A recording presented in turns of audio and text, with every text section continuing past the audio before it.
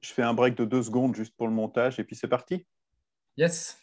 Parfait. Attends, juste 2 secondes. Vas-y, vas-y. Voilà. Let's go. Bonjour et merci de nous rejoindre pour cet entretien, la suite d'entretiens qu'on a décidé de mener un an après l'édition 2020 de Laval Virtual, une édition, comme vous vous en souvenez, un peu spéciale pour une année un peu spéciale. Aujourd'hui, nous avons le plaisir de discuter avec Jean Mariotte, cofondeur d'Eva. Bonjour Jean, déjà, est-ce que ça Bonjour va? Grégory. Ravi de te revoir Moi aussi. Est-ce que, virtuellement. est-ce que tu peux, s'il te plaît, te présenter en quelques mots et puis nous rappeler ce qu'est Eva? Oui, bien sûr. Moi, je suis le cofondateur d'EVA, donc EVA qui veut dire e-sport virtual arena.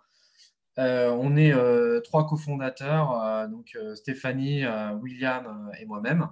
Et on a créé la boîte en fin 2018. On a levé des fonds en juin 2019 avec Trust eSport Venture. Et on a présenté le concept EVA pour la première fois au monde en octobre 2019 à la Paris Games Week, où on a posé un stadium de 1200 mètres carrés dans lequel on pouvait s'affronter en réalité virtuelle, en déplacement libre, parce que c'est vraiment ce qui fait aujourd'hui notre positionnement, à savoir l'e-sport en réalité virtuelle, c'est-à-dire qu'on propose une expérience de jeu compétitif donc sur un jeu qu'on a développé qui s'appelle After H, et dans une technologie également qui est un peu unique au monde, puisque c'est sur du 450 mètres carrés en taille standard, en déplacement libre. Donc ça fait 30 mètres par 15 mètres, pour ceux qui sont forts en maths. Ouais. Et c'est vrai qu'aujourd'hui, la plupart de nos concurrents ne dépassent pas forcément 200 mètres carrés pour des raisons techniques de drift, etc. Donc, ça permet vraiment d'avoir une expérience assez waouh. Et puis, voilà, derrière tout ça, il y a aussi la volonté de dire, nous, on considère que l'e-sport est un vrai sport, mais il y a encore beaucoup qui considèrent que ce n'est pas un vrai sport. Et la raison, c'est que c'est pas, il n'y a pas de réelle dépense physique. On est derrière un ordinateur, etc.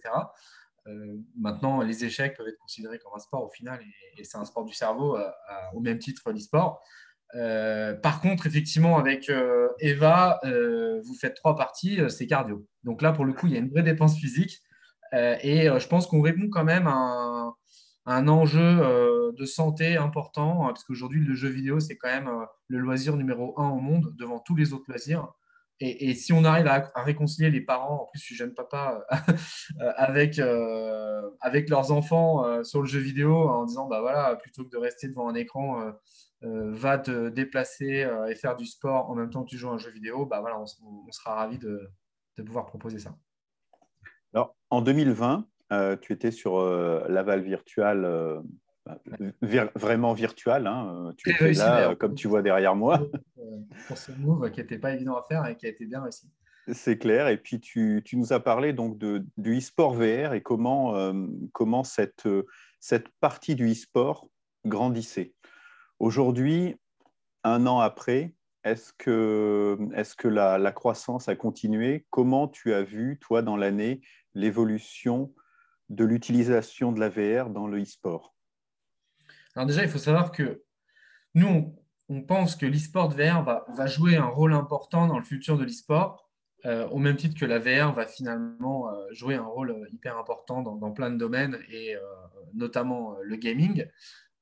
Mais c'est vrai que notre vision, mais pour le coup, elle est très EVA et subjective, c'est qu'aujourd'hui, la VR qui est proposée, on va dire en mode classique ou à la maison, ne propose pas une expérience qui est assez disruptive de notre point de vue. Et c'est pour ça qu'il n'y a pas eu une évangélisation comme on pouvait l'imaginer, et que ça n'a pas explosé. Et qu'au final, le soir, finalement, on est toujours dans sa PlayStation à jouer à un Call of Duty, alors qu'on pourrait être en train finalement de passer des heures dans un casque VR. Je pense que ça va arriver, mais qu'aujourd'hui, on n'a pas forcément Enfin, la techno doit encore progresser pour que ce soit vraiment plug and play, qu'il n'y ait plus aucun souci de motion sickness, etc. Que le contenu doit aussi s'améliorer pour aboutir à tout ça. Et nous, notre vision chez Eva, on s'est vraiment mis de côté, parce qu'en plus, on est gamers accessoirement tous chez Eva, on s'est vraiment mis du côté du joueur. Et au final, on a construit Eva sur vraiment un rêve de gamer. Et on l'a vu à la Paris Games Week, c'était vraiment une expérience où là, on a vu que, OK, là, les gens, ils ont vécu quelque chose de totalement nouveau et ils se projettent vraiment sans se dire, ça va être le futur de l'e-sport. Donc, du coup, souvent, on essaie de copier un modèle. Là, je pense qu'avec nous, Eva, on invente totalement un nouvel usage de ce que pourrait être l'e-sport VR. Donc, à savoir un usage qui est plus proche d'un urban football, par exemple, que celui d'être chez soi à la maison pour consommer un média. Donc, du coup, ça implique beaucoup de choses. On ne peut pas jouer potentiellement autant. En plus, il y a la dépense physique qui limite. Il faut se déplacer dans un endroit, comme on irait jouer au tennis ou au foot, etc. Mais voilà, je pense que c'est un axe, en tout cas, du développement de l'e-sport VR qui, à mon avis, va se développer fortement.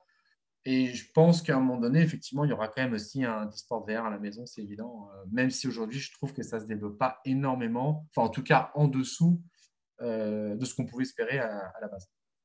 Alors, l'année qui vient de passer a été un peu ambiguë. Enfin, je ne sais pas comment dire pour la VR et en tout cas pour la VR dans le sport, parce que d'un côté, on a vu plein de salles qui étaient obligées de fermer, forcément. Donc, beaucoup de difficultés au niveau économique sur les salles qui pouvaient proposer ce genre d'expérience. Et de l'autre côté, on a vu un certain nombre de pratiques sportives évoluer. Je pense au cyclisme, hein, il y a eu pas mal de virtual tours et des choses comme ça. Je crois que le Comité olympique international commence à réfléchir sérieusement maintenant à inclure du e-sport avec une notion VR. Il y a des Ouais. jeux qui ont été intégrés au JO là, pour 2024. Donc là, ça commence vraiment à passer. Donc, on a cette situation ambiguë. Comment tu vois l'année qui vient de passer, toi quels ont été les points saillants, difficultés, opportunités? Alors déjà, sur l'analyse du marché, c'est peut-être un peu tranché comme avis, mais j'ai le sentiment quand même que le Covid n'a fait qu'accélérer une situation qui n'était pas géniale de base. C'est-à-dire qu'aujourd'hui, nous, ce qu'on a vu, c'est que les salles en réalité virtuelle, avec notamment les salles qui proposent un modèle d'arcade box classique, finalement, elles n'avaient pas un taux de remplissage exceptionnel et que déjà, entre guillemets, ça a vivoté, ce n'était pas exceptionnel. Donc forcément, on met un Covid là-dessus, des boîtes qui ne sont pas forcément très solides ne vont pas forcément tenir le coup sur ce genre de crise sanitaire qui est totalement imprévisible. Maintenant, alors nous, du coup, on n'a pas pu ouvrir de salle. On devait ouvrir notre première salle en novembre 2020, donc un an après la Paris Games Week. On n'a du coup pas pu l'ouvrir et ça a été dur pour nous, effectivement. Malgré ça, et malgré une année 100% Covid, ce qui est assez fou, c'est qu'on a quand même réussi aujourd'hui à signer plus de 20 salles partout en France, et donc qui verront le jour dans les 12 prochains mois. Donc déjà là, le 9 juin, on a déjà 2 salles ouvertes là, depuis le 19 mai parce qu'elles avaient un ERP cinéma. Et puis, on va avoir du coup 6 salles supplémentaires qui vont ouvrir le 9 juin, donc 8 salles qui seront ouvertes et live à partir du 9 juin. Donc, c'est quand même génial de pouvoir ouvrir aussi un réseau directement avec autant de salles. Et donc, on sera à 20 salles d'ici mars 2022. Donc, ça va être génial. Donc, nous, on n'a pas trop subi la crise à ce niveau-là. Maintenant, on voit aussi que le booking dans les salles qui sont ouvertes est vraiment exceptionnel pour l'instant, malgré les conditions de bar, restaurant et horaires. Voilà, donc pour nous, tout va bien. Mais je pense qu'effectivement, le Covid aura quand même fait pas mal de mal sur cette partie-là. Et après, par contre, ça a été quand même. Le Covid a quand même permis l'avènement de l'e-sport hein, dans une certaine mesure, hein, puisque on voit que les connexions sur le jeu vidéo ont explosé, etc. Et là, il y a des marques qui se sont dit, ah, en fait, c'est un vrai truc, c'est un vrai média, il y a un vrai potentiel, etc. Donc, je pense que ça a permis quand même de changer la vision d'un truc qui était considéré comme une niche vers un truc qui devient vraiment mass market. Et justement, est-ce que tu vois le proche futur, comment tu le vois? Tu dis que les marques se sont intéressées au e-sport. Il y a quelques marques s'intéressaient depuis longtemps, mais des marques qui étaient déjà dans leur ADN, sport, jeux, etc. Là, on commence à voir, comme tu dis, des marques, je pense à des grandes marques de luxe qui s'intéressent beaucoup aux jeux vidéo et même au e-sport, alors que ce n'était pas du tout leur ADN au début. Comment tu vois évoluer la chose dans les quelques années qui viennent? Est-ce que finalement, sport et e-sport, VR sport, e-sport et sport vont pas converger, mais vont devenir un petit peu Dans tous les trois cas, il ne faut domaines pas du opposer les sport? notions, hein. Enfin, pourtant, on a développé notre jeu et dès qu'on va en salle, on s'éclate, on joue, etc.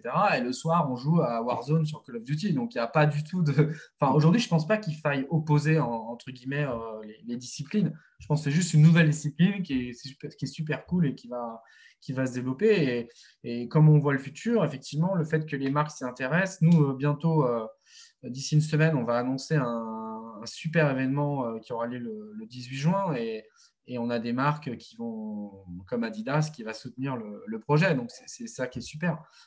Aujourd'hui, on voit que ça se développe et je pense que ça va vraiment exploser si les conditions sanitaires le permettent. Alors pour Eva, tu nous as annoncé déjà pas mal d'ouvertures de salles, une grosse OP le 18 juin. C'est quoi les prochaines étapes pour vous? Bah là, en fait, du coup, ouais, on est focus sur les ouvertures, que ça se passe bien, d'accompagner toutes les salles qui sont sous un modèle de franchise. Donc, ça structure, on a besoin de structurer énormément, notamment sur le support et l'accompagnement. Pour l'instant, ça se passe hyper bien, donc on est super content. L'objectif, c'est de continuer de développer. Donc, on a construit une roadmap 2025, 200 salles. C'est un peu l'objectif, avec objectif d'avoir une centaine de salles en France et une centaine de salles à l'international. Notamment, on va focus sur l'Europe et les pays limitrophes. Et puis, on a fait un buzz sur TikTok là, il y a pas très longtemps en annonçant qu'on allait ouvrir. Et du coup, on a reçu plein de demandes aussi de pays comme les États-Unis, l'Australie, la Nouvelle-Zélande, les pays du Moyen-Orient, etc. Donc on ne s'ennuie pas et c'est top. Eh ben, écoute, merci Jean. Je suis très heureux d'avoir pu discuter avec toi et puis Pareil. j'attends avec impatience de pouvoir aller tester tout ça en salle. Donc très bientôt finalement. Ouais, vous êtes les bienvenus, hein. Merci Jean et puis rendez-vous en juillet sur Laval Virtual. Alors à Laval ou dans le Laval Virtual World, hein, on verra. Mais en Yes. tout cas, ce sera un plaisir Je de suis full revoir tout le vacciné, monde. donc je vais essayer de venir. Avec plaisir. Voilà. OK. Au revoir. Merci beaucoup. À bientôt.